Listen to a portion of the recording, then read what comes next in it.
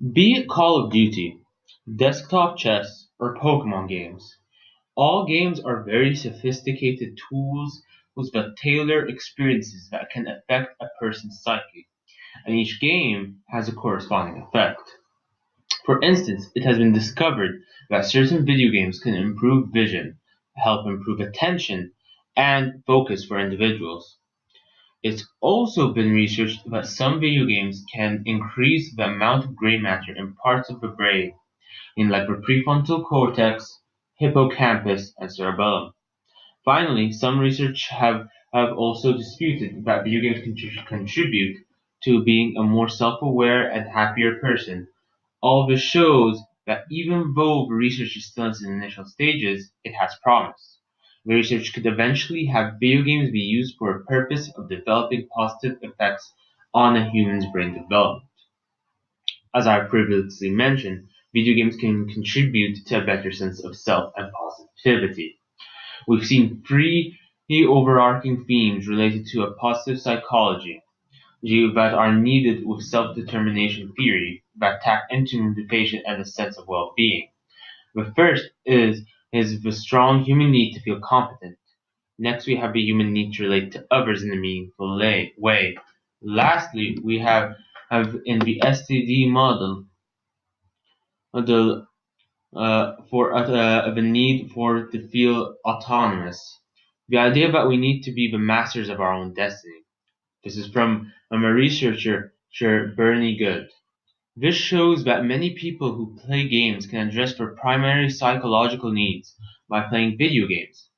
The first need could be addressed by completing levels and stages, as well as becoming more skilled in playing a game, thus feeling competent and giving you a sense of achievement, because you might feel that you're accomplishing something.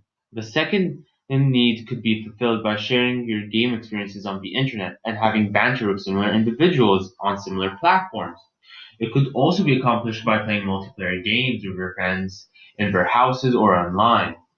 This gives you a sense of being a community to share your experiences with, and it can negate your loneliness. And the third need can be fulfilled by simply playing the game. How?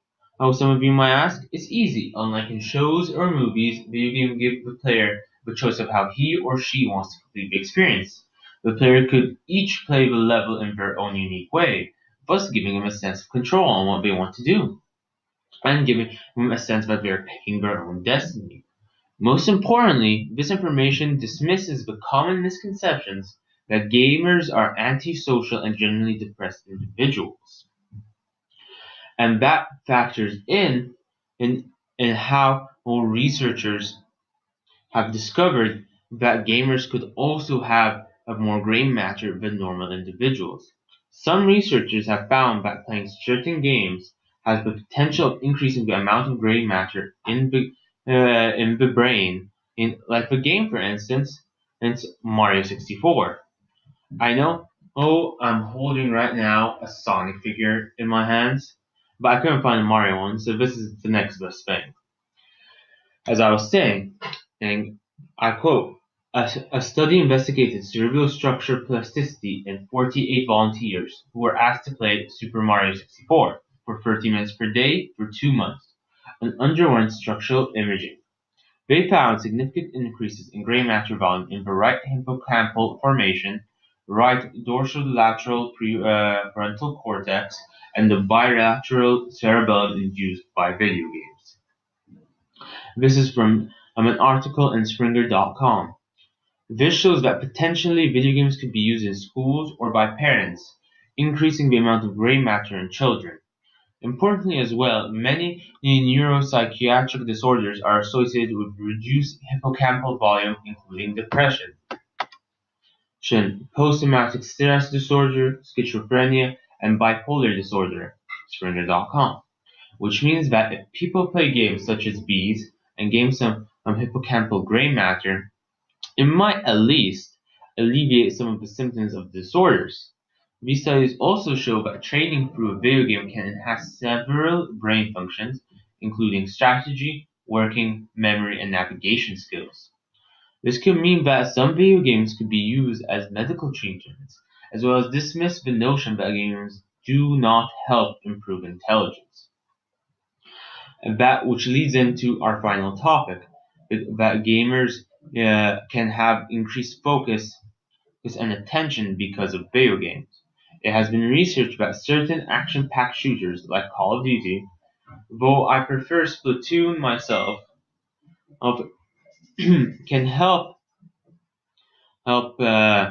improve vision as well as attention and focus. According to Daphne Balvier research, people who played action games had improved vision. You could see more details in the picture filled with clutter and distinguish certain objects and see more levels of gray. The upper experiments show that the gamer could keep track of 6 to 7 moving objects on screen compared to a normal person's 3 to 7. Finally, the research also concluded that people who play action games can switch. Go down.